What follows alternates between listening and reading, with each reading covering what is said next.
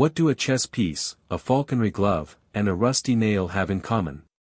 At first glance, nothing. But for a young man destined to become a knight, these were not just objects. They were symbols of his world, the stepping stones of his long ascent. Chess taught him strategy, the falcon taught him patience, and the nail, which he used to clean his warhorse's hooves, taught him humble service. The path to knighthood didn't lead through battlefields, but through a series of tireless labor, complex rituals, and unseen trials. This is a story of how a character was forged and a legend was born from dozens of such seemingly insignificant details. You have to understand that in the world of the Middle Ages, a 7-year-old son of an aristocrat was more than just a child, he was an asset. A political tool. His future was decided years ago in a quiet room, where his father and another powerful lord exchanged letters sealed with heavy wax imprints of their family crests. The boy was to be sent away to be raised in the household of this distant lord. This system, known as pageship, was the foundation of their society. Sometimes a boy's fate was decided not just by politics, but by tragedy. If the young heir's father died, his suzerain, by the law of wardship, became his guardian, taking him in and managing his lands until he came of age. Sending a son to a foreign household was a way to strengthen alliances and guarantee loyalty. The young candidate, of course, didn't know this. He only knew that his world was about to change completely. For the young trainee, the farewell was cold and brief. In his world, tears were a sign of weakness. His father, a powerful baron, placed a heavy hand on his shoulder, and his voice was as stern as iron as he spoke of honor and obedience. But in his eyes, the boy saw a glimmer of unstated pride, of silent hope. His mother didn't say much. She simply placed a small embroidered pouch in his hand, which held a pinch of his native soil and a sprig of lavender from the castle garden. After the formal farewell, the father might take his son aside and give him his first real dagger, small, more symbolic than practical. It was a sign that from this day forward, he was embarking on the path of a warrior.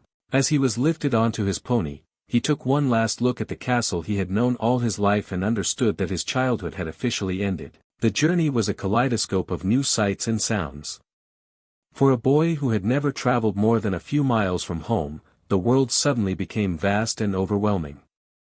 He saw bustling market towns, a chaotic symphony of merchants' cries, dogs' barks, and the constant clang of the blacksmith's hammer. He spent his first night away from home huddled by a crackling fire, listening to the strange sounds of the forest.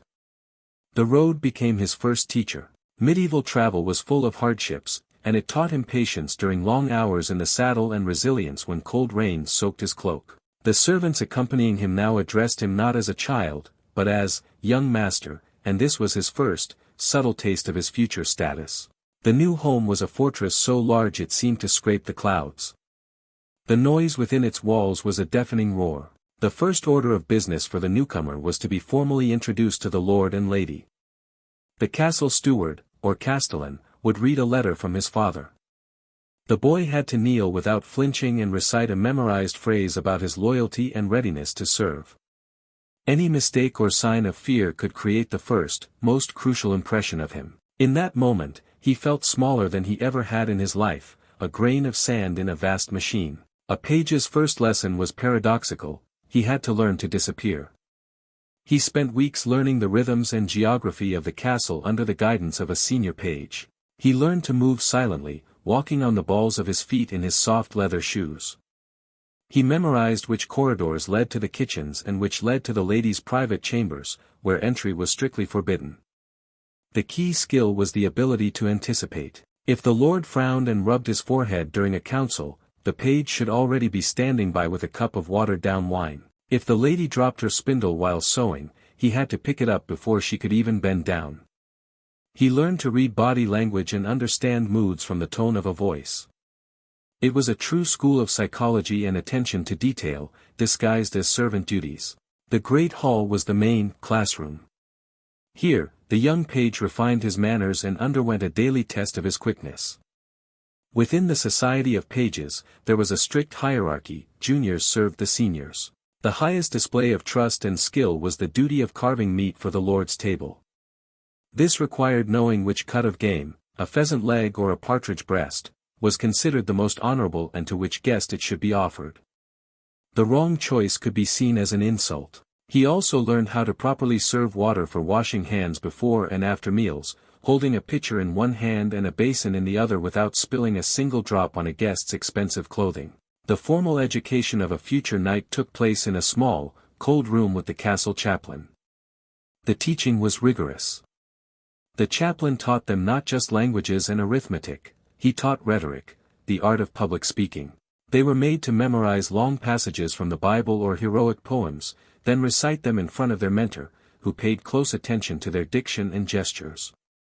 A future leader had to be able not only to read treaties but also to persuade allies and inspire his people. Given that a single handwritten book cost a fortune, access to education was a great privilege. The boys also studied the basics of feudal law to understand their future duties as landowners, and even a little astronomy to navigate by the stars during travels. A nobleman of that time had to understand the language of symbols. Pages were taught to recognize hundreds of coats of arms, identifying a knight's rank, family, and lands by his shield. Falconry was also full of symbolism. The type of bird of prey corresponded strictly to the rank of its owner, for example, a gerfalcon for kings, a peregrine falcon for dukes, and a goshawk for knights. In this way, even on the hunt, everyone could see each other's social status. A page didn't just carry a bird on his hand. He learned to care for it, cleaning its feathers, monitoring its health, feeding it properly, and, most importantly, building a bond with it. It was a lesson in responsibility, as a bird of prey was a very valuable possession. Physical training was systematic and aimed at developing key skills. It took place in the training yard under the supervision of the master-at-arms, often a stern veteran. The main training device was the pell, a post dug into the ground. Hours of practice with a wooden sword against the pell developed not brute strength, but muscle memory, footwork, and a sense of distance. Horsemanship was the primary discipline. The young trainees were taught not just to sit in the saddle, but to ride without stirrups to develop balance, to pick objects off the ground at a gallop, and even to wrestle each other on horseback, trying to pull their opponent from the saddle. They also practiced on a wooden horse, cheval de bois, a special training device for mastering the lance and balance. A page was not alone. The castle raised an entire generation of young men from different noble families. They spent their days in labor and learning, and their nights in a communal sleeping quarters, on straw-filled mattresses. Often, the principle of collective responsibility was applied. If one of them made a serious mistake, the whole group might receive a reprimand or extra duty. This fostered a sense of camaraderie and an understanding that the actions of one person affected everyone's reputation. In rare free hours, they would play active games, wrestle, or simply sit by the fire, telling stories about their homes. The friendships forged during these years often became the basis for future military and political alliances, shaping the kingdom's politics for decades to come. At the age of 14 to 15, having proven his composure, the young man moved on to the next, most responsible stage of training. He became a squire. This transition was not automatic. The knight mentor would watch the pages for a long time, evaluating not only their physical strength but also their character, their composure, loyalty, and quick wit. Often, the final test was an unexpected errand in the middle of a feast or a tournament day. The knight might accidentally drop a glove in the mud or give a complex, confusing command, watching for the reaction. A calm and precise execution meant the young man was ready. The ceremony was restrained but significant. The knight would call the chosen page over, perhaps give him a new leather belt with a dagger attached, and announce him as his personal squire. From that moment on, the young man left the page's communal sleeping quarters and moved into his mentor's rooms, often sleeping on a mattress by his bed to be ready for service at any hour of the day or night. A squire's life was a whirlwind of responsibility, and the center of that whirlwind was steel. A knight's armor was not just protection, but a complex mechanical system and a symbol of status. Before putting on armor, the knight wore several layers of clothing, a linen shirt and trousers, and over them, a thick padded jacket, the gambeson, which cushioned blows. The squire helped him with each layer, and then began the long, multi-step process of donning the steel, first the greaves, then the polions, cuisses, the breastplate, the the gauntlets, and finally, the helmet. After each use, he would disassemble the armor. He would sit for hours in the armory, using sand, vinegar, and horsehair to clean the metal of rust and grime. He checked every rivet, every strap. A single loose strap on a greave could cause the knight to trip at a crucial moment. It was meticulous, monotonous, and incredibly important work. A knight was nothing without his horse, and a destrier, a warhorse, was a formidable and intelligent animal, valued more than most peasant homes. The destrier was not just a mount, but a specially trained weapon. It was taught not to fear noise and commotion, but also to be aggressive, to bite, kick, and knock infantrymen off their feet. The squire had to earn the trust of this massive animal. He spent more time in the stables than in the castle. He personally supervised its diet, mixing the best oats and hay, grooming it to a shine, combing its mane and tail, and, most importantly, spending hours talking to it, learning its character. He was the only one besides the knight himself who could calm the stallion with a touch and a quiet word. The main school for a squire was the tournament. It was a large-scale military and sporting event. Tournaments were not just duels, but entire festivals that lasted for several days. Around the lists, a town of colorful tents would spring up, where the nobility feasted and merchants sold expensive fabrics and equipment. The squire, meanwhile, was at the edge of the field, acting as a pit-stop crew. When his mentor returned after a clash, the squire had only minutes to assess the damage.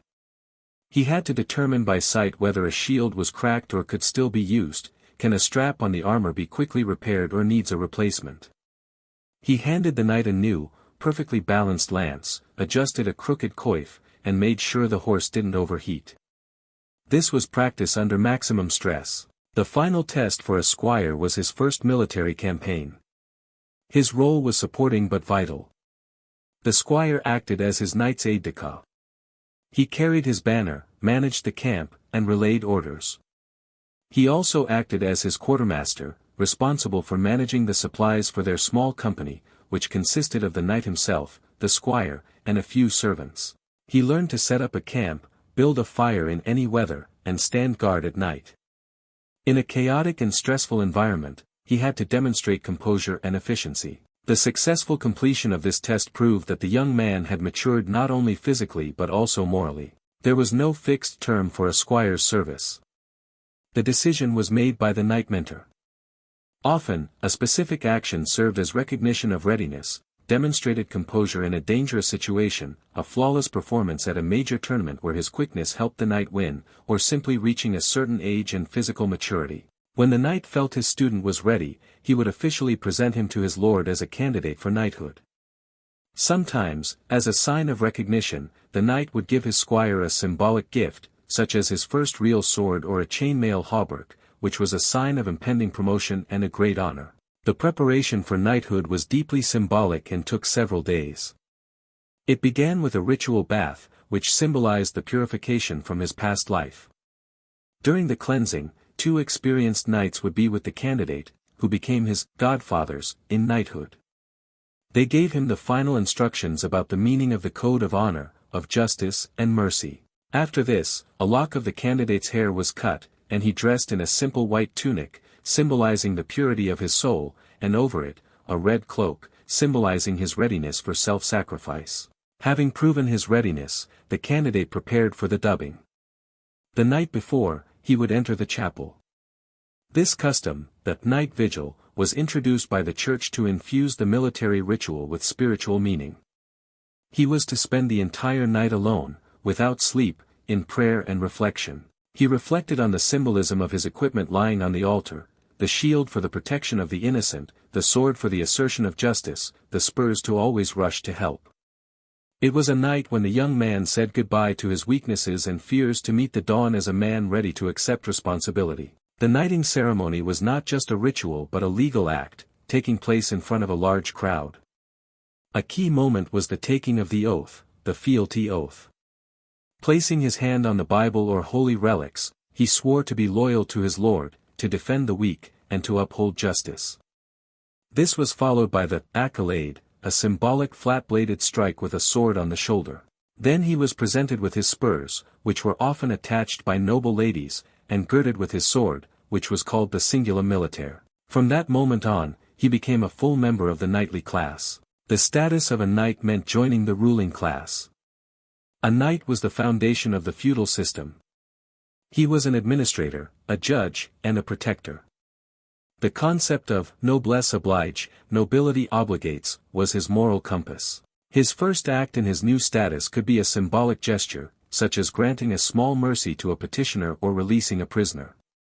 His life was dedicated to service, to his lord, to his people, and to his code of honor. Thus, the long journey from page concluded, transforming the young candidate into one of the pillars of the entire medieval society, and the very idea of knighthood became a great cultural legacy for centuries to come.